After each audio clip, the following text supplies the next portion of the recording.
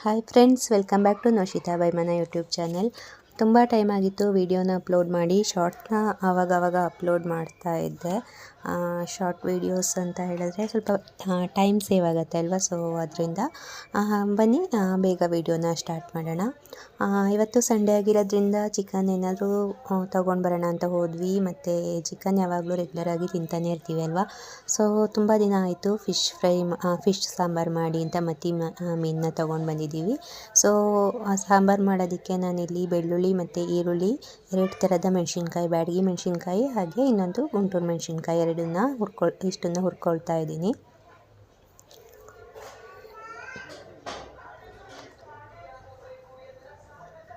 Oil ಹಾಕಿ ನಿಧಾನಕ್ಕೆ ಹುರ್ಕೊಳ್ತಾ ಇದ್ದೀನಿ low ಫ್ಲೇಮಲ್ಲಿ.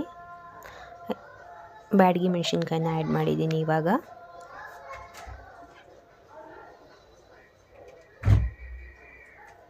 ಶುಂಠಿ ಆ್ಯಡ್ ಮಾಡ್ಕೊಳ್ತಾ ಇದ್ದೀನಿ. ಲೋ ಫ್ಲೇಮಲ್ಲೇ ಹುರ್ಕೊಳ್ಳಿ. ಜಾಸ್ತಿ ನೀವು ಹೈ ಫ್ಲೇಮಲ್ಲಿ ಮಾಡಿದ್ರೆ ಮೆಣಸಿನ್ಕಾಯಿ ಎಲ್ಲ ಕರಿ ಆದರೆ ಕಹಿ ಕಹಿ ಸ್ಮೆಲ್ ಬರುತ್ತೆ. ನಾನಿವಾಗ ಧನಿಯಾ ಕಾಳನ್ನ ಆ್ಯಡ್ ಮಾಡ್ತಾ ಇದ್ದೀನಿ. ಸ್ವಲ್ಪ ಮೆಂತ್ಯ, ಜಾಸ್ತಿ ಮೆಂತ್ಯ ಕಾಳನ್ನ ಆ್ಯಡ್ ಮಾಡೋದಕ್ಕೆ ಹೋಗಬೇಡಿ, ಕಹಿ ಬರುತ್ತೆ. ಜಸ್ಟ್ ಫ್ಲೇವರ್ಗೋಸ್ಕರ ಸ್ವಲ್ಪ ಆ್ಯಡ್ ಮಾಡಿ. ಹಾಗೆಯೇ ಓಮ್ ಕಾಳನ್ನ ಸೇರಿಸಿ. ಓಮ್ ಕಾಳು ನಿಮಗೆ ಗ್ಯಾಸ್ಟ್ರಿಕ್ ಎಲ್ಲ ಆಗಲ್ಲ ಓಮ್ ಕಾಳನ್ನು ಆ್ಯಡ್ ಮಾಡಿದ್ರೆ.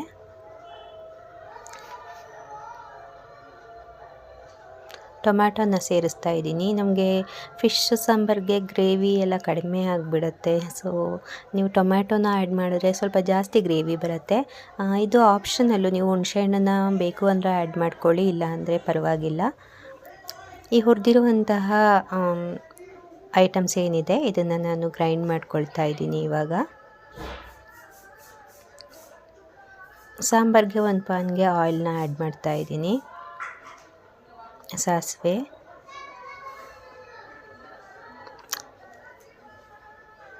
ಸಾಸಿವೆ ಎಲ್ಲ ಕಾದಿದೆ.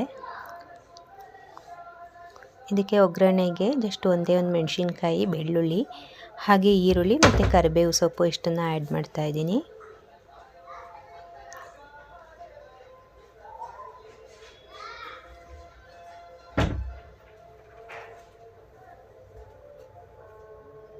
ತುಂಬಾ ಈಸಿಯಾಗಿ ಮಾಡ್ಬೋದು. ಮಂಗಳೂರು ಸ್ಟೈಲಲ್ಲಿ, ಕೂರ್ಗ್ ಸ್ಟೈಲಲ್ಲಿ ಅಂತ, ಕೂರ್ಗಲ್ಲಿ ಎಲ್ಲ ಇದೇ ಥರನೇ ಜಾಸ್ತಿ ಮಾಡೋದು. ಸೊ ನಾನು ಗ್ರೈಂಡ್ ಮಾಡಿರುವಂತಹ ಮಸಾಲೆನ ಆ್ಯಡ್ ಮಾಡ್ತಾ ಇದ್ದೀನಿ.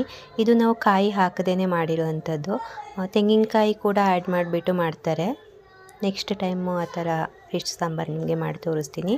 ಸ್ವಲ್ಪ ಸಾಲ್ಟ್ ಆ್ಯಡ್ ಮಾಡ್ತಾ ಇದ್ದೀನಿ. ನಾನು ಫಿಶ್ಗೆ ಆಲ್ರೆಡಿ ಆ್ಯಡ್ ಮಾಡಿ ಇಟ್ಟಿದ್ದೀನಿ ಸ್ವಲ್ಪ ಸಾಲ್ಟನ್ನ. ಅದರಿಂದ ಇಲ್ಲಿ ನೋಡಿಕೊಂಡು ನೀವು ಹಾಕೋಬೇಕಾಗತ್ತೆ, ಎಷ್ಟು ಬೇಕೋ ಅಷ್ಟು. ಮಸಾಲೆ ಎಲ್ಲ ಕುದೀತಾ ಇದೆ, ಚೆನ್ನಾಗಿ ಕುದಿಬೇಕು, ಹಸಿ ವಾಸನೆ ಎಲ್ಲ ಹೋಗಬೇಕು. ಸೊ ನೋಡ್ತಿರ್ಬಹುದು ಮಸಾಲೆ ಎಲ್ಲ ಚೆನ್ನಾಗಿ ಕುದ್ದಿದೆ. ಇವಾಗ ಇಷ್ಟು ಕುದ್ದಾದ್ಮೇಲೆ ಫಿಶನ್ನು ಆ್ಯಡ್ ಮಾಡ್ತಾ ಇದ್ದೀನಿ.